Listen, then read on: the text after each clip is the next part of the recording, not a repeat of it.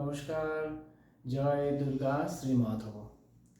আরেকটা জিনিস নিয়ে আজকে এলাম, একটা খুবই সুন্দর এবং তাৎপর্য তিথি নিয়ে আপনাদের সাথে বিশ্লেষণ করতে এবং আপনাদের জানাতে, এবং আপনারা যদি এটা পালন করেন সত্যি আপনারা সৌভাগ্য শ্রীবৃদ্ধি লাভ করবেন। কি সেটা? সেটি হচ্ছে আগামী 12ই ডিসেম্বর 26শে অগ্রহায়ণ বৃহস্পতিবার, মার্গশীর্ষ মাসের শেষ বৃহস্পতিবার, যেটি লক্ষ্মী বারো, এবং সেই দিনকে শ্রীমন্দিরে, জগন্নাথ মন্দিরে এবং অনেক জায়গাতে বিশেষ করে আসাম এবং উড়িষ্যাতে সেদিন লক্ষ্মী পুজো করা হয়।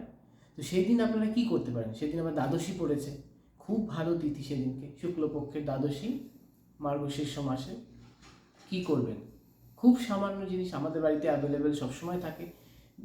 গঙ্গা জল দেবেন বা শুদ্ধ জল দেবেন, তাতে একটু হলুদ মিশিয়ে, যদি আপনাদের কাছে ধাতু নির্মিত মা লক্ষ্মীর মূর্তি থাকে, মা লক্ষ্মীকে এবং নারায়ণকে তাতে অভিষেক করুন। যদি শিবলিঙ্গ থাকে তাতেও অভিষেক করতে পারেন আপনারা এই হলুদ দিয়ে। যদি আরও ভালো হয়, যদি একটু কেশর দিতে পারেন, জলের মধ্যে একটু কেশর দিয়ে আপনি অভিষেক করুন, খুব ভালো ফল পাবেন। এবং সেই দিনকে মা লক্ষ্মীকে পান সুপারি নিবেদন করুন।